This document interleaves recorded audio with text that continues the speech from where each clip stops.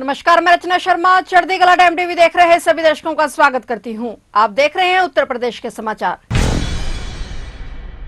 भाजपा के वरिष्ठ नेता विनोद तावड़े आज रविवार को लखनऊ दौरे पर हैं। इनके दौरे और इससे पहले योगी पंकज की बैठक से बीजेपी में बदलाव की आहट मिल रही है। मंत्रिमंडल विस्तार को लेकर भी सुगबुगाहट है। उत्तर प्रदेश की राजनीति में एक बार फिर हलचल तेज हो गई है। संभावित मंत्रिमंडल विस्तार और संगठन में बड़े फेरबदल को लेकर चर्चाएं जोर पकड़ने लगी हैं। मुख्यमंत्री योगी आदित्यनाथ और भाजपा प्रदेश अध्यक्ष पंकज चौधरी के बीच हुई अहम मुलाकात ने इन अटकलों को और बल दे दिया है। सूत्रों के मुताबिक इस बैठक में पार्टी संगठन से जुड़े लंबित मुद्दों, आगामी रणनीति और सरकार और संगठन के बीच बेहतर समन्वय को लेकर विस्तार से चर्चा हुई। माना जा रहा है कि प्रदेश संगठनों को और सशक्त बनाने के साथ साथ विभिन्न पदों पर बदलाव की रूपरेखा भी तैयार की जा रही है। और इसी कड़ी में भाजपा के वरिष्ठ नेता विनोद तावड़े का आज रविवार को लखनऊ का कार्यक्रम है और इस दौरान मुख्यमंत्री, प्रदेश अध्यक्ष और संगठन महामंत्री धर्मपाल सिंह के साथ महत्वपूर्ण बैठक होगी। इस बैठक में संगठनात्मक ढांचे, मोर्चे में बदलाव और संभावित मंत्रिमंडल विस्तार को लेकर गहन मंथन होने की संभावना है। राजनीतिक जानकारों का मानना है कि आगामी दिनों में प्रदेश में संगठनात्मक और प्रशासनिक स्तर पर बड़े बदलाव देखने को मिल सकते हैं, जो आने वाले चुनावी समीकरणों को भी प्रभावित करेंगे।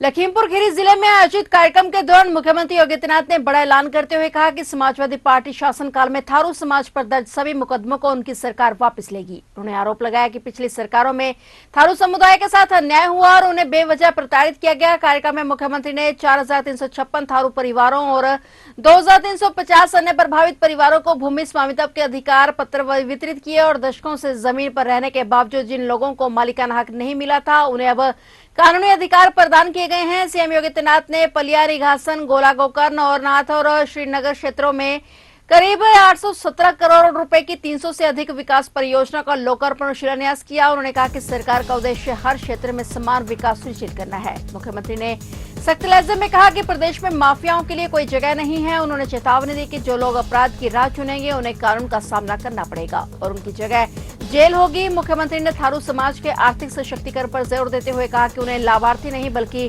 उद्यमी बनाया जाएगा। थारू हस्तशिल्प को राष्ट्रीय और अंतर्राष्ट्रीय बाजारों तक पहुंचाने की योजना पर भी काम किया जा रहा है।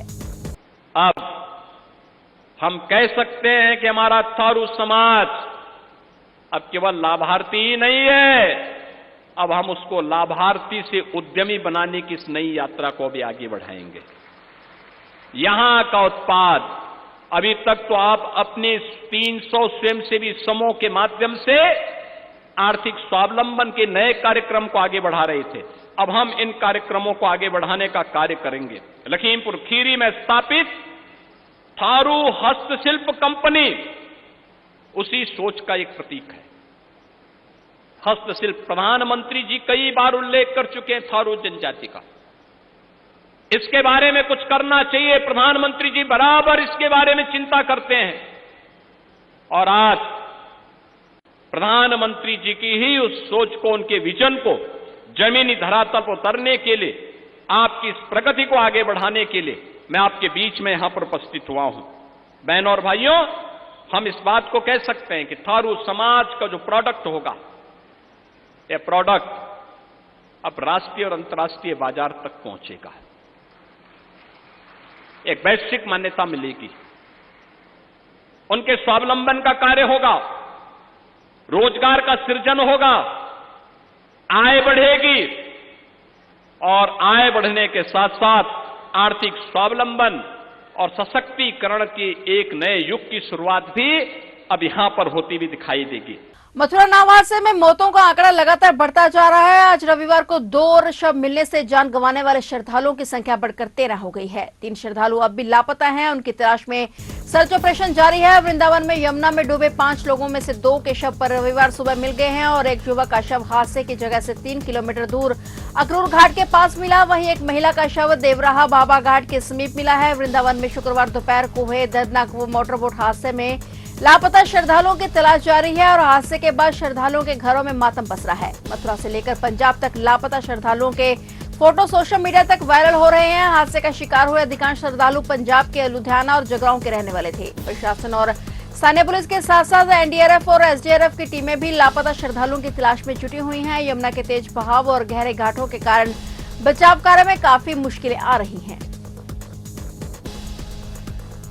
उत्तर प्रदेश सरकार ने प्रशासनिक फेरबदल करते हुए भारतीय पुलिस सेवा आईपीएस के 3 अधिकारियों का तबादला कर दिया है। सरकार की ओर से जारी तबादला सूची के मुताबिक आईपीएस अधिकारी संजीव सुमन 2014 बैच को देवरिया के पुलिस अधीक्षक पद से हटाकर पुलिस मुख्यालय में संबर्धित किया गया है। उन्हें लखनऊ स्थित पुलिस महानिदेशक मुख्यालय में तैनाती दी गई है। वहीं आईपीएस प्राची सिंह 2017 बैच जो कि 32वीं वाहिनी पीएस लखनऊ में सेनानायक पद पर तैनात थी, उनको अम्बेडकर नगर का नया पुलिस अधीक्षक बनाया गया है। इसके अलावा IPS Abhijeet R Shankar 2018 batch को अम्बेडकर नगर के पुलिस अधीक्षक पद से स्थानांतरित कर देवरिया का पुलिस अधीक्षक नियुक्त किया गया है और इस फेरबदल को प्रशासनिक दृष्टि से महत्वपूर्ण माना जा रहा है, जिससे कानून व्यवस्था को और मजबूत करने का प्रयास किया जा रहा है।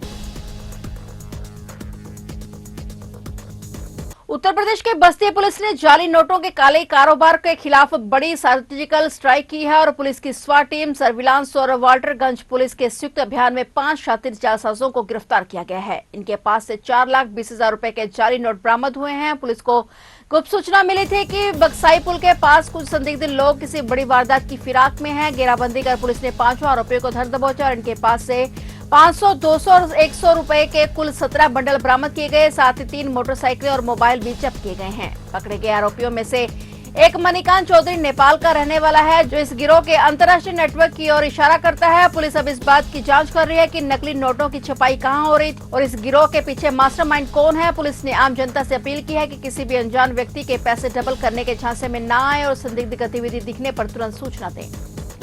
इस गैंग द्वारा जिसमें 5 लोग थे, जिसमें 2 लोग बलरामपुर के हैं, एक महाराजगंज का है, एक संत कबीर नगर का है और एक रुकमंदेही नेपाल का है। जो हाल मुकाम इसका जो अभी हाल फिलहाल ये रह रहा था, ये महाराजगंज में रह रहा था। तो ये 5 लोगों की अरेस्टिंग की गई है, जिनसे 4,20,000 के फर्जी नोट रिकवर हुए हैं। ये 500 की गड्डियां हैं, 200 की गड्डियां हैं और 100 की गड्डियां हैं। इनसे 7 फोन और 3 बाइक भी बरामद हुई हैं। इन पर सुसंगत धाराओं में मुकदमा पंजीकृत किया गया है। आपको बता दें कि इनकी अरेस्टिंग जो है बक्सई पुल के पास हुई है। इनके द्वारा ग्रुप बनाकर जनपद बस्ती, सिद्धार्थनगर, संत कबीर नगर, अयोध्या, अम्बेडकर नगर, इन जनपदों में ग्रामीण इलाकों में इनके द्वारा घूमा जाता है और वहाँ के जो ग्रामीण बैंक हैं उनको टारगेट किया जाता है कि वहाँ से जो बुजुर्ग लोग, महिलाएं या ऐसे लोग जब वो बैंक से पैसे लेकर निकले तो उनको लालच देके के उन्हें लुभावनी बातों में आकर्षित करते हुए कि आप ये रुपए जो है जो आपका है हम उसको डबल कर देंगे।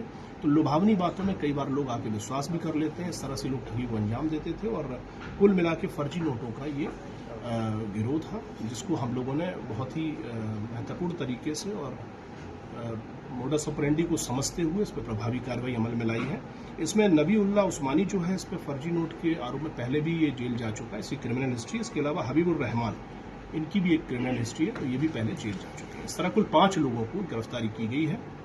पुलिस अधीक्षक महोदय द्वारा इस टीम को 20,000 रुपए का नगद पुरस्कार भी दिया गया है। सर, इससे पहले भी क्या ये यहाँ नेपाल के रास्ते पे से क्या इसका कुछ तार जुड़ी हुई है? देखिए, अभी हम लोगों ने ये जो कार्रवाई की है इसमें अभी 5 लोगों की अरेस्टिंग हुई है। अभी हम लोग लगातार ये जानने की कोशिश कर रहे हैं कि इनके तार कहाँ तक है। उत्तर प्रदेश के प्रतापगढ़ जिला जेल में एक विचाराधीन कैदी की संदिग्ध परिस्थितियों में जलकर मौत हो जाने के मामले में जेल प्रशासन एक डिप्टी जेलर सहित 3 कर्मियों को निलंबित कर दिया है। अधिकारियों ने जानकारी दी। जिला जेल अधीक्षक ऋषभ द्विवेदी के अनुसार मृतक कैदी दीपक उर्फ राहुल उन्नाव जिले के रसूलाबाद क्षेत्र के पूर्वा मिर्जापुर का निवासी था और राहुल बलात्कार और पोक्सो अधिनियम के तहत आरोपों का सामना कर रहा था और वह प्रतापगढ़ के कंदई थाने में दर्ज मामले में 1 नवंबर 2025 से जेल में बंद था। अधीक्षक ने बताया कि प्रथम दृष्टया मामला आत्महत्या का प्रतीत होता है। कैदी जेल परिसर में संदिग्ध परिस्थितियों में गंभीर रूप से झुलस गया, जिसके बाद उसकी मौत हो गई। इस घटना के बाद जेल महानिदेशक ने डिप्टी जेलर नारायण श्रीवास्तव, मुख्य वार्डर बंदी रक्षक अखिलेश सिंह और एक अन्य कर्मचारी प्रसाद को निलंबित कर दिया है। साथ ही डीआईजी जेल को मामले की विभागीय जांच के आदेश दिए गए हैं। पुलिस के अनुसार कैदी की मौत कथित रूप से आत्महत्या के कारण हुई है। हालांकि वास्तविक कारणों का पता विस्तृत जांच के बाद ही चल सकेगा।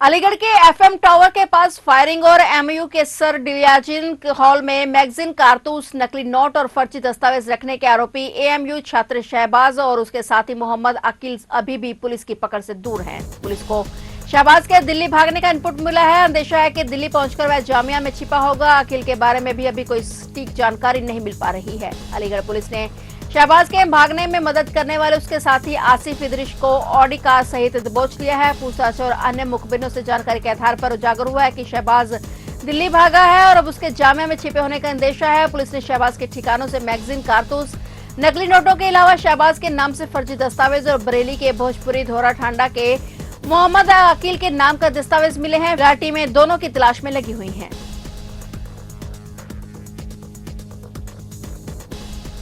मैनपुरी में बैंक ऑफ इंडिया की कुरावली शाखा में शॉर्ट सर्किट के चलते आज रविवार तड़के आग लग गई। आग की तेज लपटें देखकर अफरा तफरी मच गई। मौके पर पहुंची दमकल विभाग की 3 टीमों ने 2 घंटे की कड़ी मशक्कत के बाद आग पर काबू पाया, लेकिन तब तक रिकॉर्ड रूम में रखा फर्नीचर, अभिलेख सहित अन्य सामान पूरी तरह से जलकर राख हो गया। कस्बा कुरावली में जीटी रोड पर बैंक ऑफ इंडिया की शाखा संचालित है और अवकाश के कारण शाखा बंद थी। रविवार तड़के 2:30 बजे के करीब सर्वर रूम में शॉर्ट सर्किट के चलते आग लग गई और अचानक धुआं और आग की तेज लपटें देख आसपास के लोगों ने पुलिस को सूचना दी और तब तक आग रिकॉर्ड रूम तक पहुंच गई। जानकारी पर कुरावली इंस्पेक्टर ललित भाटी बैंक कर्मी और दमकल टीम के साथ मौके पर पहुंचे, जहां दमकल कर्मियों की 3 टीमों ने 2 घंटे की मशक्कत के बाद आग पर काबू पाया। कुरावली इंस्पेक्टर ने बताया कि शॉर्ट सर्किट के कारण आग लगी थी, जिसे दमकल कर्मियों ने बुझा दिया है। बैंक कर्मियों से जानकारी के बाद आग से हुए नुकसान का पता चल सकेगा।